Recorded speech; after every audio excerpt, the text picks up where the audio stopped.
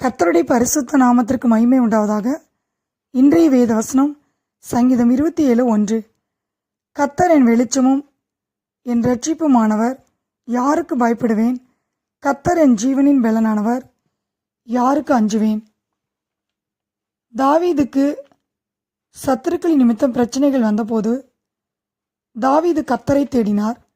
சங்கீதம் 34:4 வாசிக்கிறோம், நான் கர்த்தரை தேடினேன், அவர் எனக்கு செவி கொடுத்து என்னுடைய எல்லா பயத்துக்கு என்னை நீங்களாக்கி விட்டார். தாவீதின் வாழ்க்கையிலே சத்துருக்களின் நிமித்தம் தாவீதை பயம் சூழ்ந்து கொண்டது. தாவீது கர்த்தரை தேடினார். கர்த்தர் தாவீதை எல்லா பயத்திலிருந்து விடுவித்தார். சங்கீதம் 27:2-3 வாசிக்கிறோம், என் சத்துருக்களும் என் பகைனரும் ஆகிய பொல்லாதவர்கள் என் மாம்சத்தை பட்சிக்க என்னை நெருக்குகையில் அவர்களே இடறி விழுந்தார்கள். எனக்கு விரோதமாக ஒரு பாளையம் இறங்கினாலும் என் இருதயம் பயப்படாது, என்மேல் யுத்தம் எழும்பினாலும் இதிலே நான் நம்பிக்கை இருப்பேன் என்று தாவீது சொல்கிறதை பார்க்கிறோம். தாவீது தன்னுடைய வாழ்க்கையிலே சத்துருக்களை தாவீதை நெருக்கின போது தாவீது கர்த்தர் மேல் நம்பிக்கை இருந்தார். கர்த்தர் தாவீதை விடுவித்தார்.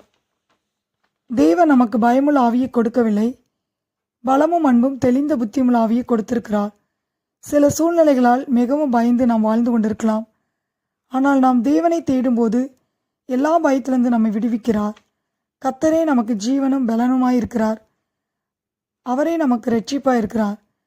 நாம் எந்த மனிதருக்கும் பயப்பட வேண்டிய அவசியமில்லை. 1 யோவான் 4:18 வாசிக்கிறோம், அன்பிலே பயமில்லை, பூர்ண அன்பு பயத்தை புறம்பே தள்ளும். பயமானது வேதனை உள்ளது, பயப்படுகிறவன் அன்பில் பூர்ணப்பட்டவன் அல்ல என்று. ஆம் பிரியமானவர்களே, பயம் நம்முடைய வாழ்க்கையில் வேதனையை கொண்டு வருகிறது. ஆதாம் ஏவாள் பாவம் செய்த உடனே பயந்து கர்த்தருடைய சந்நிதிக்கு விலகி தோட்டத்தின் விருட்சங்களுக்குள்ளே ஒளித்து கொண்டார்கள். நாம் பயப்படும் போது நம்மை ஒளித்து கொள்கிறோம்.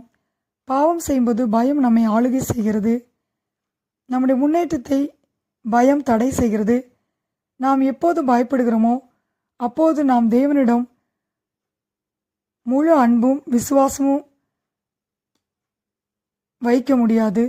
பயம் தேவனுடைய வாக்குத்தத்தங்களை மறக்க செய்யும். பயம் நம்மை முடக்கி விடுகிறது. நம்மால் சில காரியங்களை செய்ய முடியாமல் போகிறது. தாவீதை போல நம்முடைய வாழ்க்கையிலே பயம் சூழ்ந்து கொள்ளும்போது நாம் கர்த்தரை தேட வேண்டும். கர்த்தருடைய வார்த்தையின் மேல் நம்பிக்கை வைக்க வேண்டும். அப்போது ஆண்டவர் நமக்கு செவி கொடுத்து எல்லா பயத்திலிருந்து நம்மை விடுவிப்பார். சங்கீதம் 27:1 கர்த்தர் என் வெளிச்சமும் என் இரட்சிப்புமானவர், யாருக்கு பயப்படுவேன்? கர்த்தர் என் ஜீவனின் பலனானவர், யாருக்கு அஞ்சுவேன்? கர்த்தர் தாமே இந்த வார்த்தையை ஆசீர்வதிப்பாராக. ஆமென்.